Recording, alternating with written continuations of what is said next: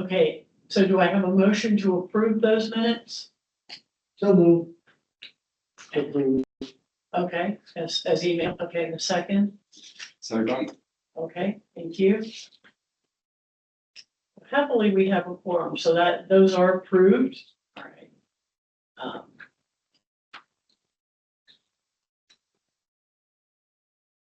Okay, so we need to, okay, this is to review and approve the 2026 grievance procedures.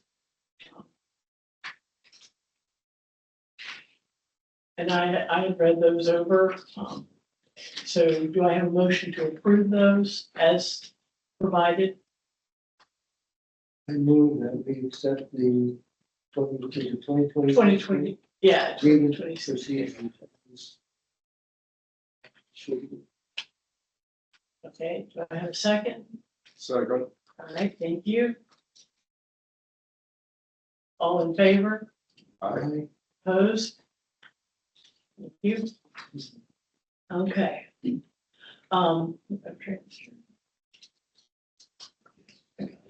Okay, so we're going to discuss the grievance at hand. And we have a representative from Botran who would like to explain their determination.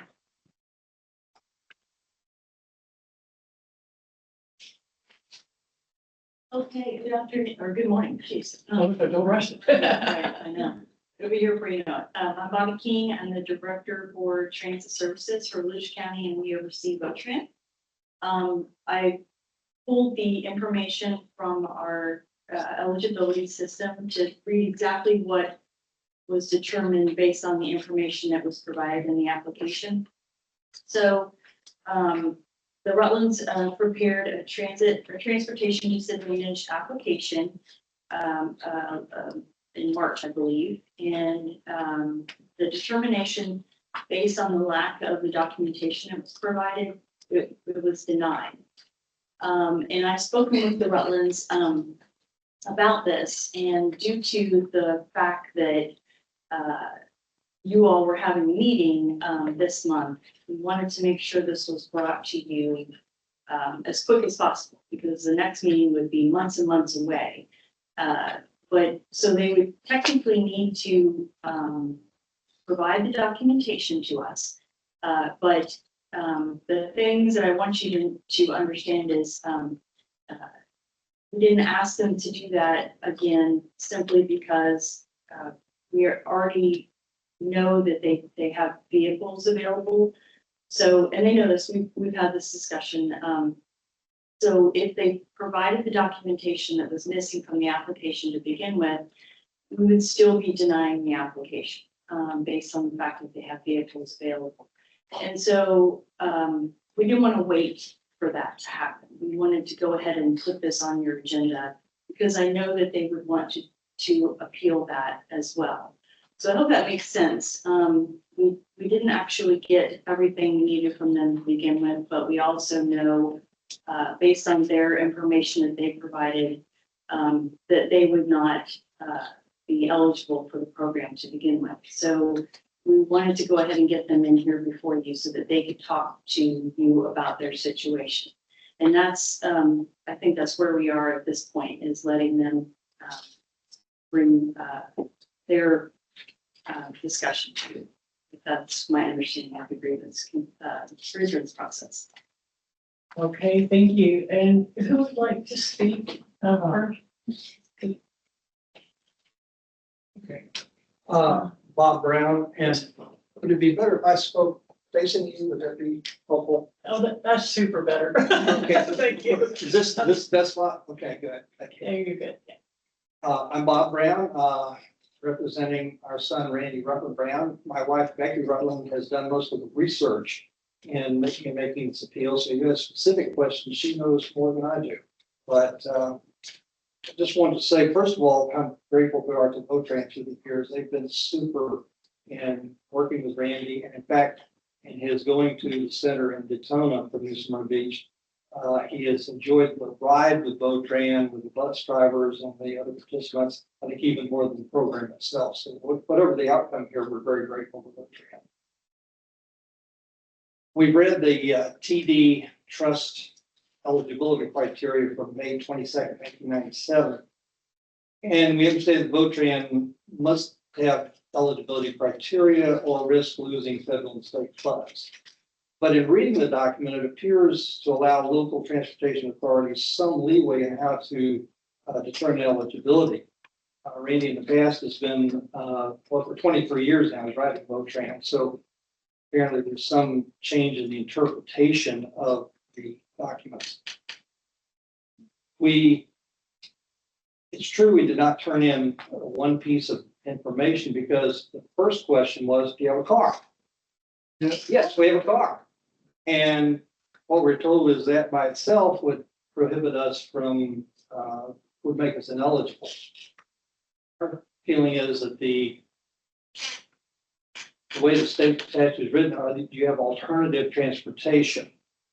We have a car, we have a wheelchair accessible van, but we live 22 miles and 40 minutes from his center, and it would require us to make 2 round trips a day to the center. That's 90 miles and 3 hours of driving every day.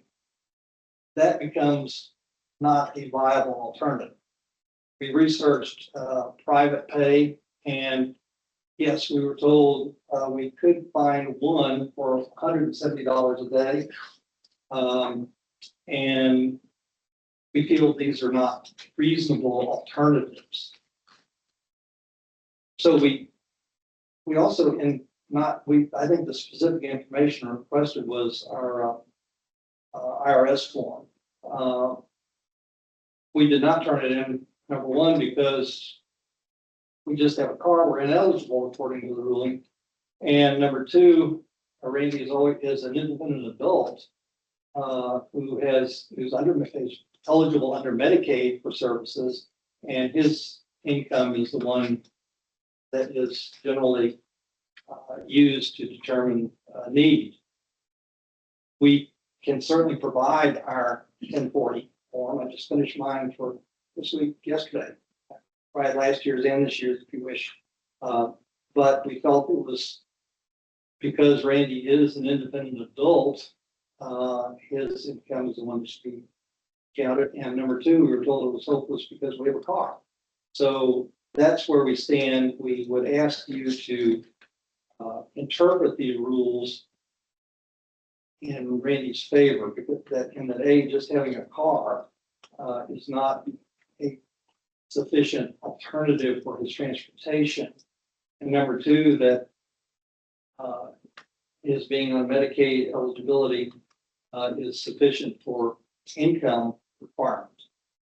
If you also wish our 1040, we can submit that. But in our reading of the rules, that's not necessary. So it sounds too that there are some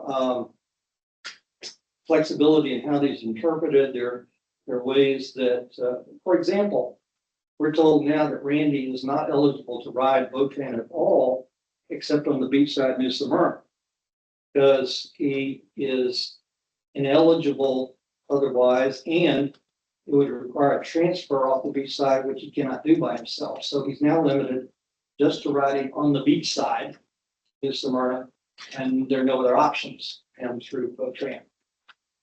We would like to look at different interpretation of these rules. For example, a sliding scale fee is available to some people, but apparently not to us. And we're not sure why that's the case. So we ask you to consider this. I think you've got the documentation for you. Hopefully you've had a chance to read it. And we've sent 2 letters now. And if you have any questions, my wife and I can address those. So I have one thing. So he's been riding for 22 years. 23 now. 23. Yes. And so And I have read, but what is your understanding of the reason that eligibility has changed? I can help you with that, and I was gonna address that, and I Right. apologize, I didn't before we got up, but, it, according to the records, he was under the ADA program. And for everybody's, reminder, we have two programs here for paratransit. One is ADA, it's titled ADA, but it means that you are eligible for paratransit service if you live within 3/4 of a mile of a fixed route bus line. We haven't had fixed route bus line probably, I'm not sure how long in New Smyrna. So he probably originated as an ADA eligible rider. But when, to recertify, when that, area of 3/4 of a mile or fixed route is no longer in the area, the only other program we have is transportation disadvantage. That's a different eligibility requirement. And so that's what he's applying for now because of the circumstances in the New Smyrna area. The other thing I wanted to make sure you are aware of is the boat ride, I think is what Mr. Rutland was talking about as reference to having service on the beach side of New Smyrna. So Randy could certainly use the wheelchair accessible vehicles on boat ride, but they have zones. So he can only stay within one zone because like Mr. Rutland said, it'd be very difficult for him to transfer to another vehicle to go right into another zone. So he is limited to the amount of transportation options he has in New Smyrna. 100% true. And then sliding scale, I just wanted to say, I don't know, we don't have any sliding scale pays here in Volusia County. I do know other transportation disadvantage programs in Florida, maybe one or two have sliding scales, but it's like $1 for a 5-mile trip, $2 for a 10-mile trip. It's nothing compared to what a private trip would cost somebody. So we do not have something like that here. And then the last thing I wanted to mention was, it's my understanding that Transportation Disadvantage Commission may be looking at making all of the CTCs, which the Community Transportation Coordinators, which we are, in Florida, follow the same rules altogether sometime this year. We're working on that. So the differences between our agency versus maybe Orange County, Seminole County, Tallahassee, all those, they all make their own variations of the policy that's set by the CTD, which Mr. Rutland referenced from 1997. And that says you can't have a vehicle available to you, you can't have other programs pay for your transportation. And then everything else is kind of up to the PDLCB. In our case, we say you can either be disabled or you can have an income scenario, and then you could qualify. So we really don't need the income information from the Rutlands because he qualifies as an ADA rider. So that's why we didn't press much on giving us your income information. It was more about the vehicle availability. And our process states that vehicle availability does not make you eligible. So I just wanted to clarify some of those things. Mr. Rutland's right. Volusia County Votran has been transporting Randy for a long time.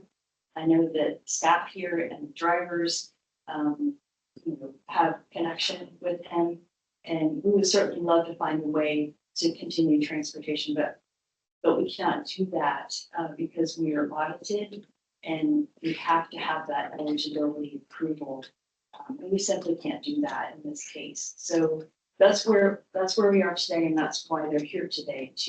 The next step for them is to come here and seek your opinion. I don't know if it goes to the state afterward. But the state told me they had to come here first. So I just want to make everybody aware of the process and why we're here today. Hope that helps. If you have any more questions I can help with, I'm happy to help. Could I make one brief comment? I'm Randy's mother. Yes, ma'am. I just wanted to confirm what she was saying. In the first week in January, we received from Votran an ADA application. And I was a little surprised that if there was nowhere which I filled out in full. We went to the doctor, got the doctor to fill it out. And I was surprised that they did not ask for whether we had a car or not. But I looked online at that time, first week of January, when VoTrans sent me that application. And at that time, they had not listed yet TD. I had never heard of TD at that point in time. They listed VoTran Gold. And the ADA application was the same as the one that I was sent. So I thought, okay, well, things changed. And so we did fill that one out and we sent it in. And then I received a call that because of the zone in which he lived, he was no longer eligible for ADA transportation. He could only travel to his adult program through the TD transportation.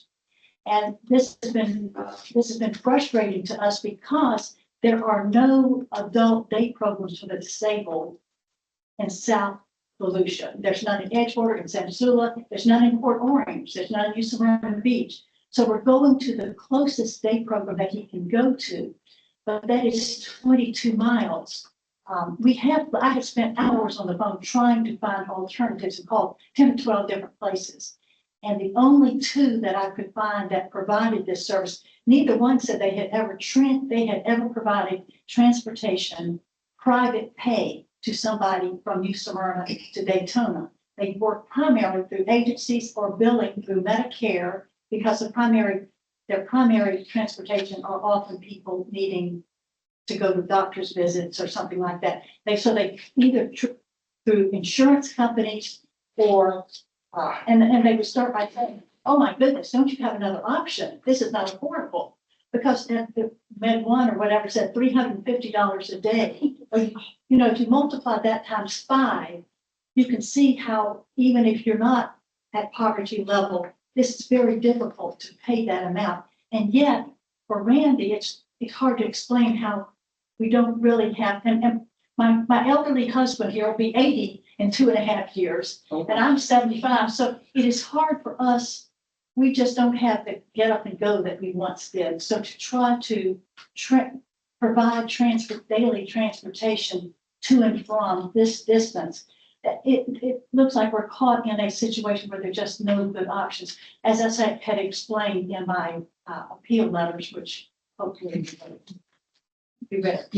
So in summary, I think we're in essence in a catch-22. There is no service that he can ride, and he's not eligible for those that might be possible. And so we ask you to, as a Grievance Committee, to rule that Randy can continue to do as it's doing. My impression is that your ruling carries great deal of weight on this. That satisfies higher regulations and those who oversee these things. Pending, of course, at some point in the future, the state changing all of this. So We all live in that fear. yes, don't we? So anyway, we ask your ruling in favor. Thank you. Thank you. I have one question. You were saying that you can't transfer of where he is to another thing. Does that mean, are you saying that the transfer vehicle is not accessible? Randy is a quadriplegic in a power wheelchair, legally blind. And so to get off one bus, sit and wait without assistance, to get on the second bus, and I think there'd be a third transfer to get to where he's going, third bus, is just not feasible. Do we have any more questions? Mr. Brown, Ms. Ruppel? I'm wondering if the thing says you have a car, I've always interpreted as do you have a car available to use? Are you saying that you may have a car but it's not available? Well, Randy cannot drive. No, And we do have a car, but to take him to the center would require 2 round trips to Daytona, which is a total of about 90 miles. And it's about 3 hours worth of driving and loading so forth every day, the program, which is, Right. well, we have It's- cars it's not prohibitive. prohibited. That's a good word for it, yes. All right. Thank you very much. Thank you. Mhm.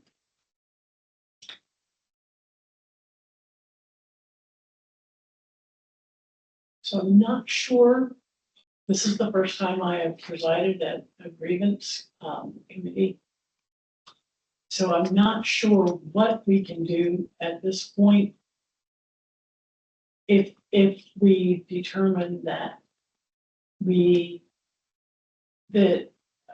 Mr. Rutland Brown can continue service, does this escalate to a higher authority?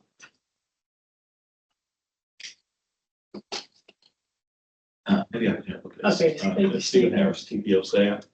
So, once this committee makes a decision, the Browns have the option of appealing. And the appeal would next go to the full TPLCB at their next meeting, not the one today, but at their next meeting. And there will be another determination at that meeting. And if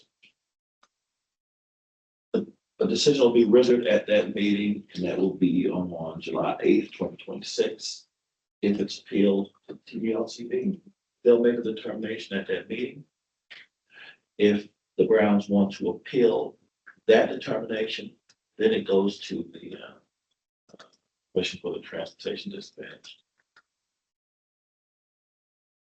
Madam Chair, if I may add Yes. something just as a point of record. Yes, The TDLCB cannot, in any place, cannot dictate operations or policy to any transit provider, but what they can determine is if we are in violation of our own policy and then point that out. Just so you understand. right, yeah, I didn't think that we could tell Right. you you had to do that. I just want to get I that out just- there for everyone's Yeah, I understanding. just wanted to know what we could do to assist in any way with this situation, because I am sympathetic to the situation and all involved. And I suspect everyone here is. This is not a heartless group. So, but I did not know what our, May I ask a question? yes, please. Bob Brown.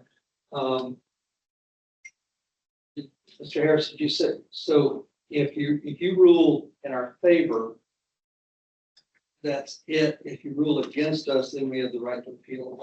That's correct. Okay, so if you rule in our favor, we do not get to appeal, there's no further meetings to go to. But if you rule against us, then we would go through the process. Yes, you can choose to appeal this committee's decision today to the full TDLCB at their July 8th, 2026 meeting. Or if you rule in our favor, then we do not see further that and continues. That's correct. Okay, thank you.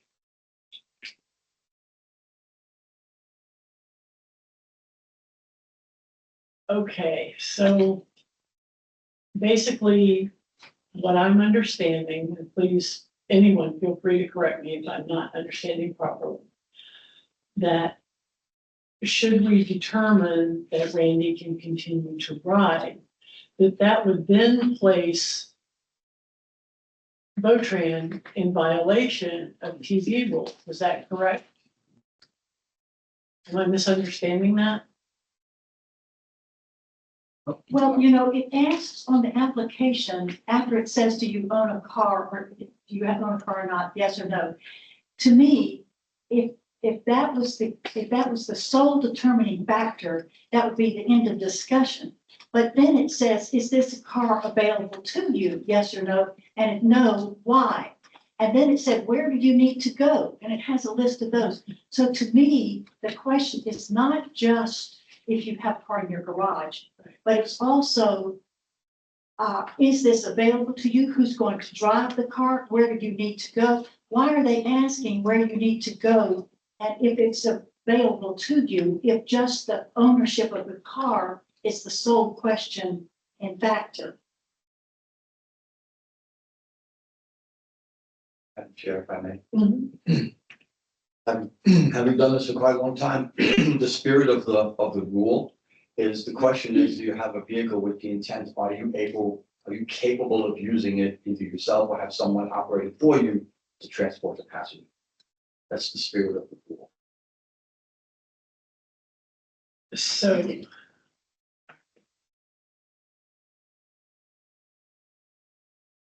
think the important thing here is do you have availability of that car?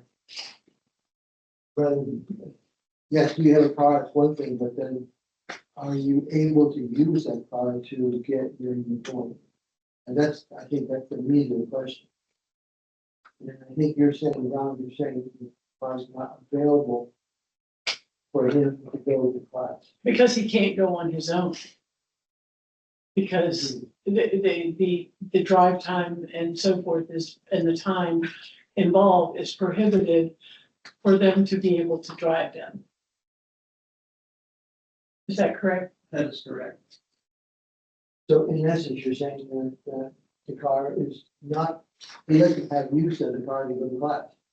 Right. You have it, but he can't use it, whether he's being driven to class or whatever it is, but having the car there doesn't mean he can use it. Since it's dependent on someone wants to drive.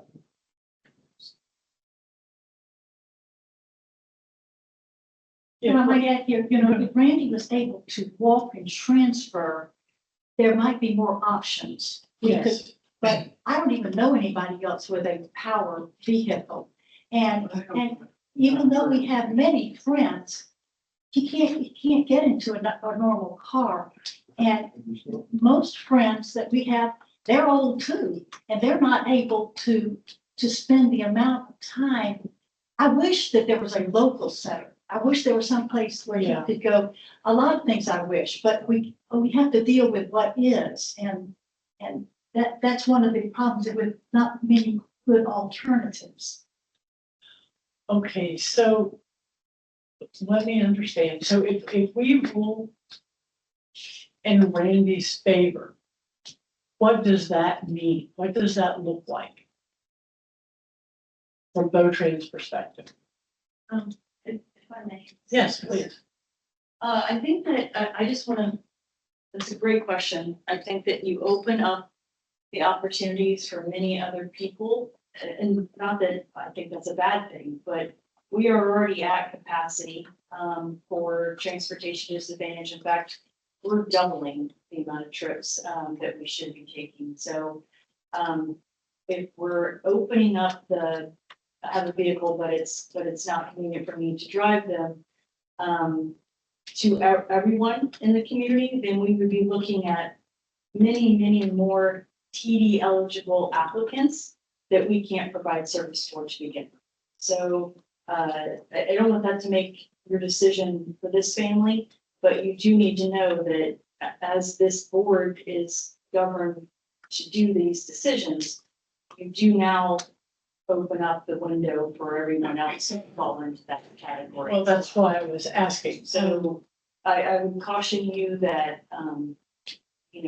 this program is extremely limited. It is for every TD program in the state of Florida.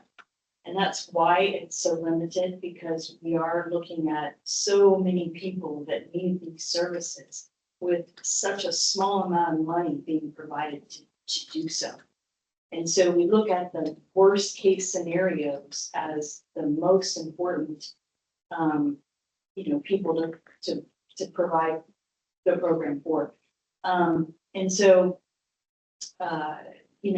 we prioritize the trips for, I'm not even sure, even if they were approved, if they would fall into the priority. We already provide priority for medical necessary trips like dialysis. That's our number one priority. Our number two priority is medical trips that are just, needed from time to time. Our number three priority trip is school-age disabled children needing to go to to school every single day.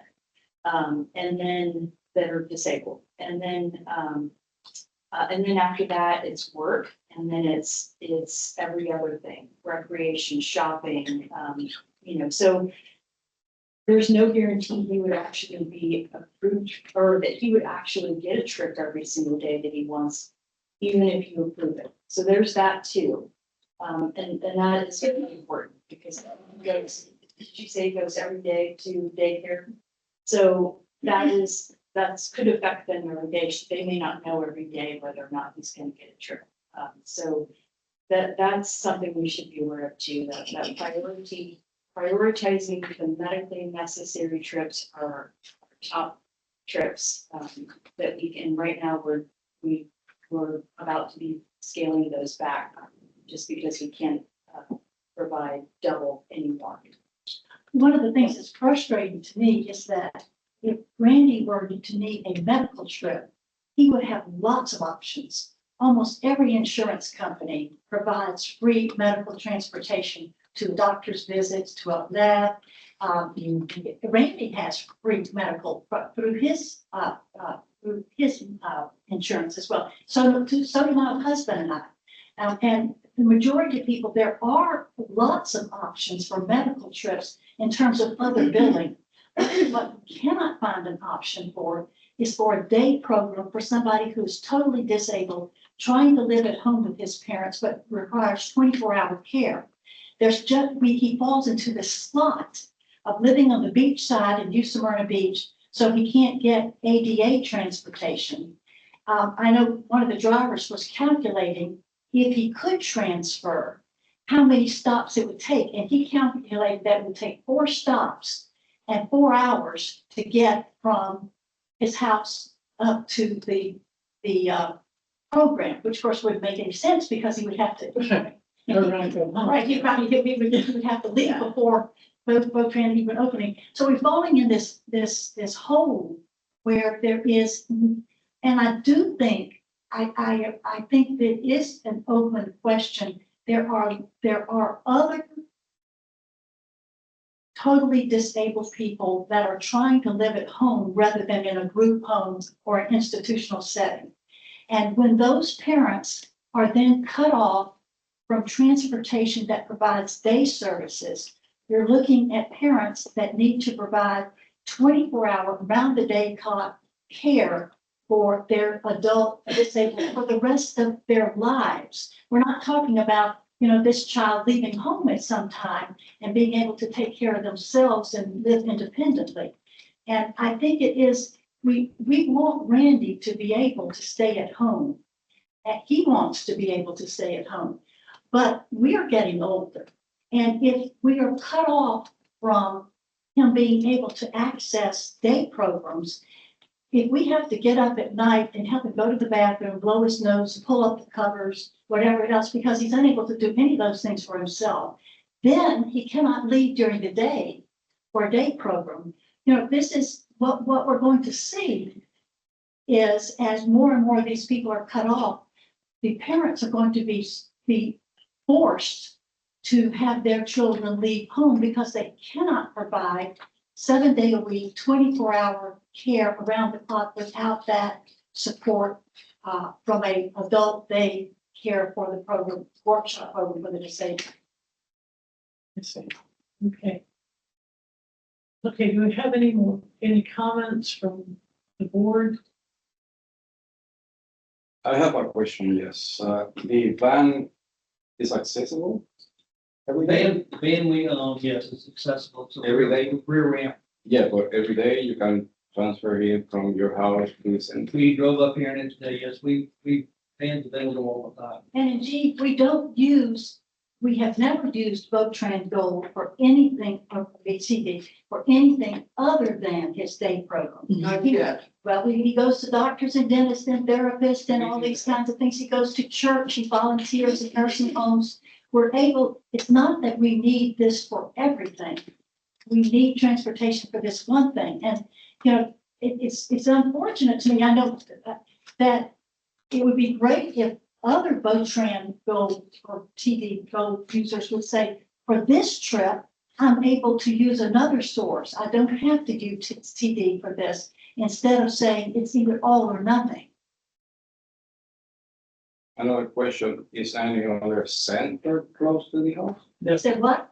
Any other center close to the house? Yeah, no, she said there, No, there was one down in South Volusia. 22 miles away is the closest we have.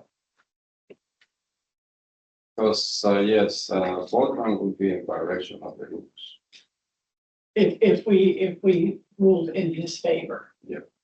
See, that's what I was afraid. And this is So- a federal stop, so. Well, I don't know. I'm certainly no lawyer. But I think, I mean, it's my thought, and please, anyone speak up. It's my thought that, they might be best served if this was not voted in his favor so that it could be escalated. Would that be a reasonable assumption? Given that the field would automatically go up to Tallahassee, yeah. Yes, I consider that. Would The he only, be, the only way would be to change the rule. would he be eligible for services pending a higher decision?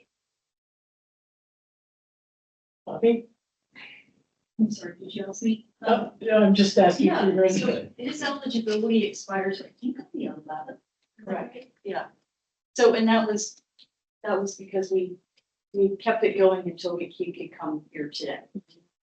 So it would not be, he doesn't have any more time. It's probably the best way to describe it. Okay, so regardless of what we vote, he doesn't have an option. So I'm not sure, what do you mean? Well, if we voted to say that he is, excuse me, ineligible, and so that would give them the right to appeal. Correct. So, but but you're saying he doesn't have any more eligibility, and I think Mr. Brown wanted to know if he would continue to have eligibility until there was a final determination outside of this committee. No. But my understanding is if he vote yes, then he would, But right, if you. But Buttram would be in violation at that point. Well, if you deny the grievance today, then on the 11th, his service goes away.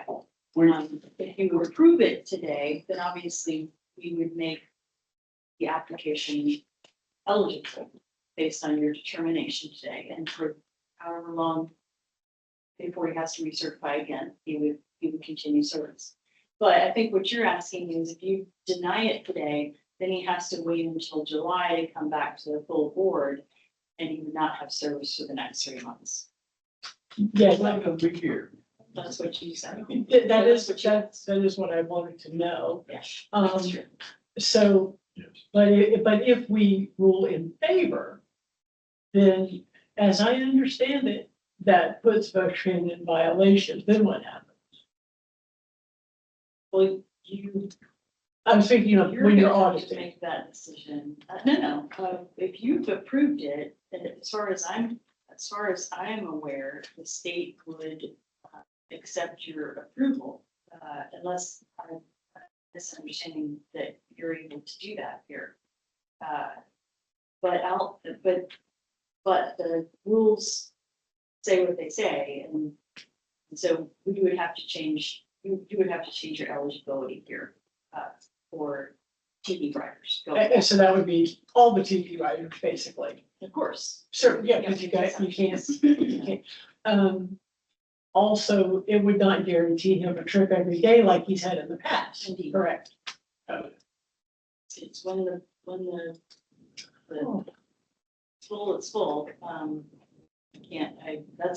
full every day, it's beyond full. Yeah, I understand. That's- I'm ADA, I can't get right every day, so, yeah, I understand. Y'all know about Stella and Charybdis?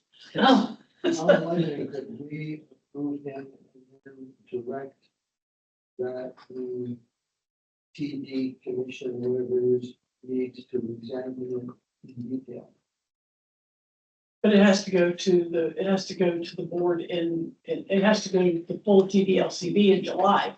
I'm So- wondering, Right. could we approve him for the next 3 months?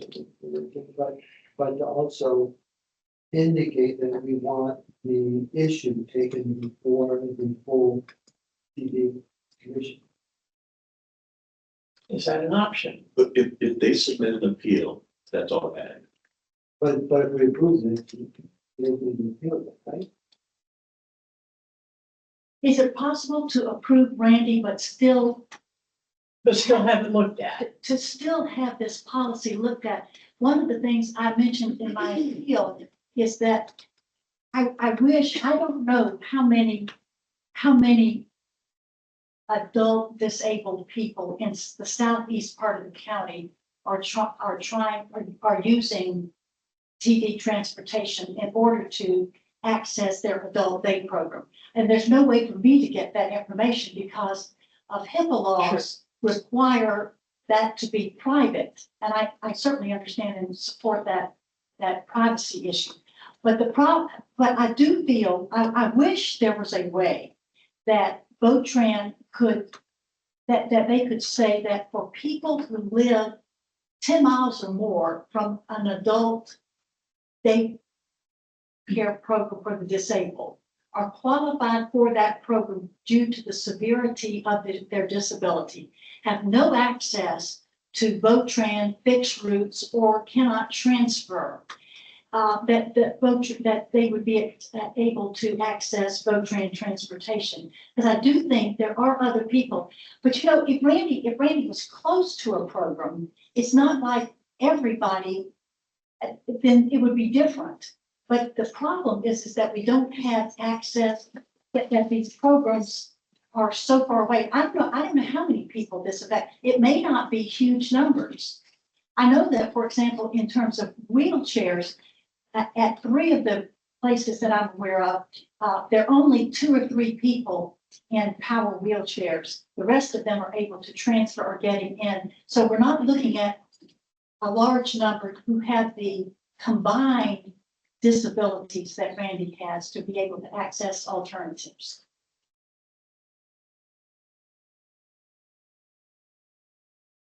If I may, I'm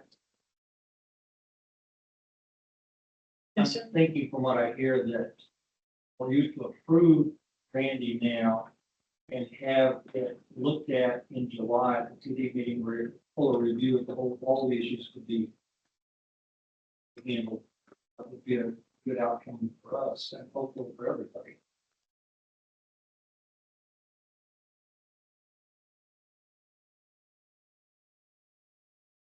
Okay, any other comments of Carlos or Doug?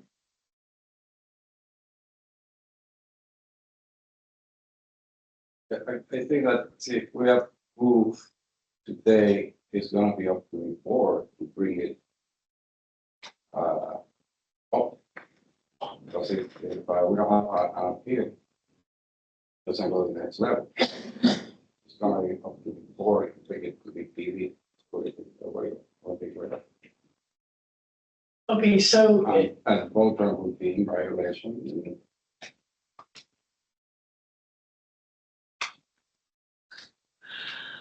I guess my question would be the question about VoTran being in violation. Would, question for you, Bobby or Ralph, would VoTran need to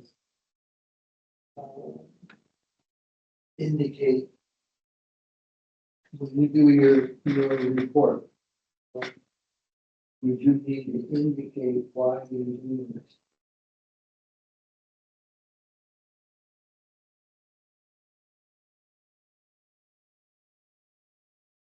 Well, I'm not familiar with similar situations, so I'll just be honest, I wouldn't exactly know what would need to be handled here. We probably have to reach out to the state, to find out what the protocol is for approving something that I assume you're just approving to move to the board to then make the final decision, but I honestly don't know about, I'm not sure what the protocol will be here. It's doesn't, it's not something that's kind of written or made very clear. This is seemed like a different situation that we're dealing with based on what you're talking about. Sorry.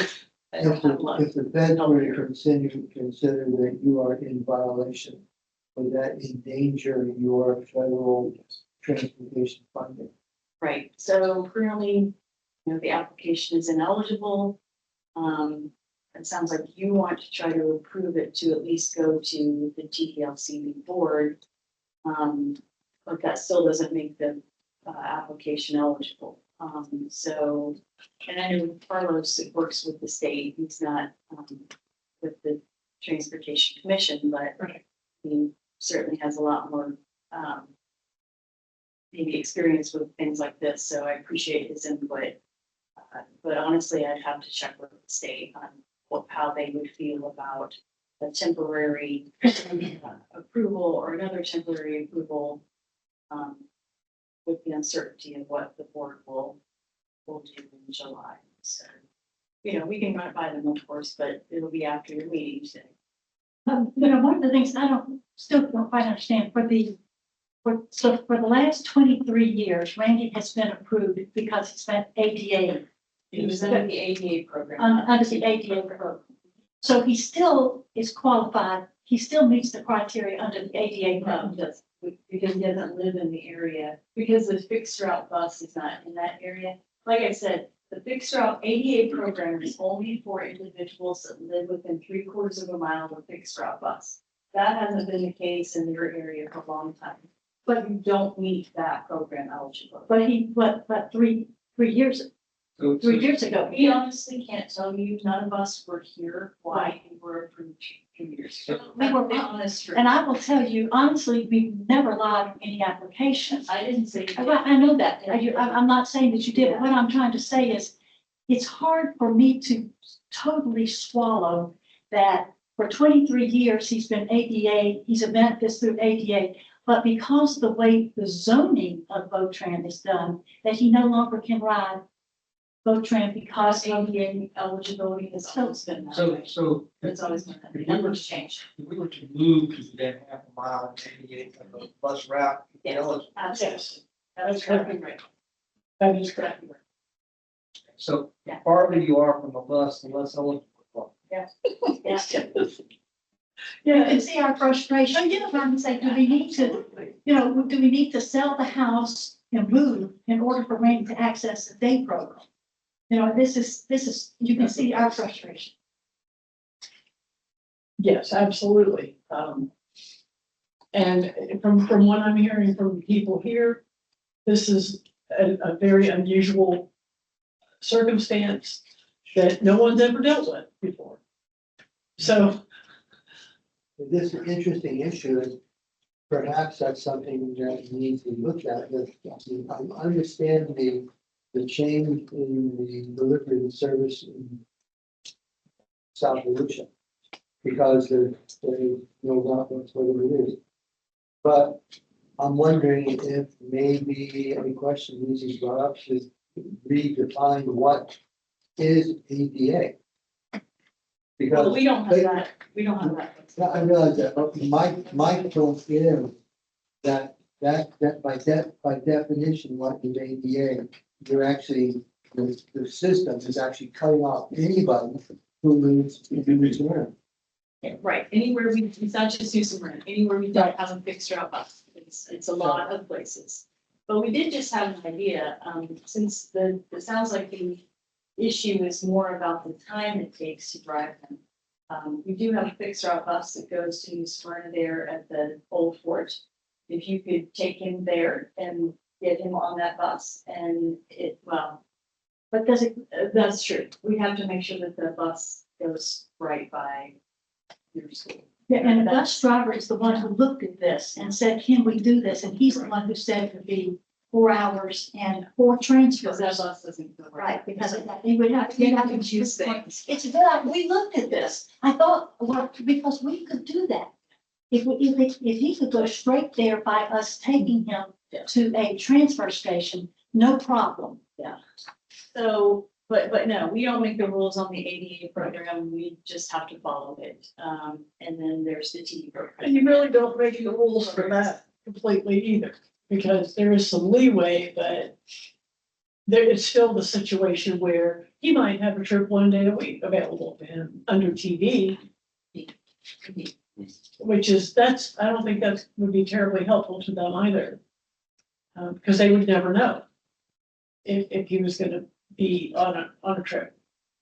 Okay, I don't think, I think we're gonna have to make a determination. Can I ask you a question as a citizen? Go ahead. Okay, Yeah.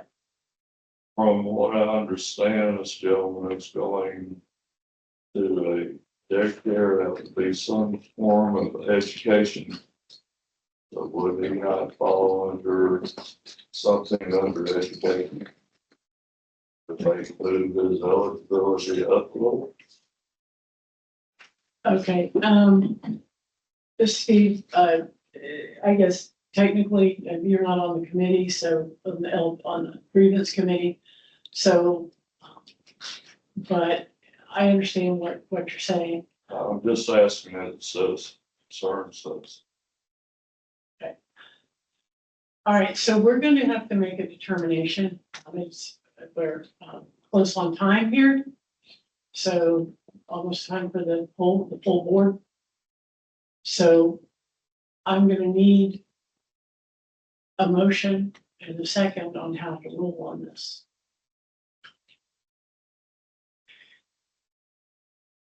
Because I can't do it.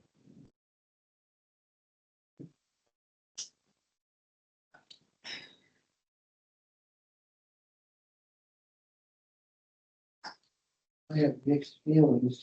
On one hand, I'd like to okay his ability to continue using the service until a determination is made in July. But my understanding is that if we did that, there would be no appeal. And if we vote to deny it, that means there is no services available between now and July. But there is an automatic appeal. I mean, if they wish to do so. Right, there's an automatic appeal, but Yes, until it's determined in July, there will be no service. that's correct.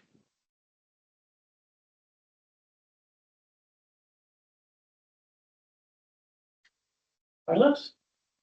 Yes, you read my mind. Yeah, as Doug said, I have feelings too because I'm disabled too. Yes, sir. So, but in this state, I cannot go against the rules.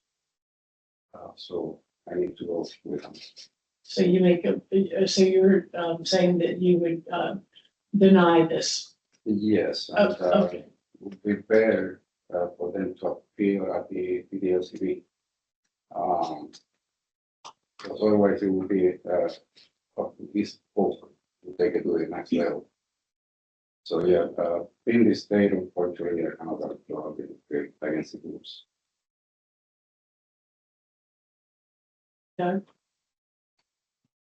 Still not mixed feelings. Well, I do too, but I'm thinking that we deny it because of the rules. But I really hate to see that we would be ineligible for any services. You know? okay, so and I absolutely agree with that whole situation. I just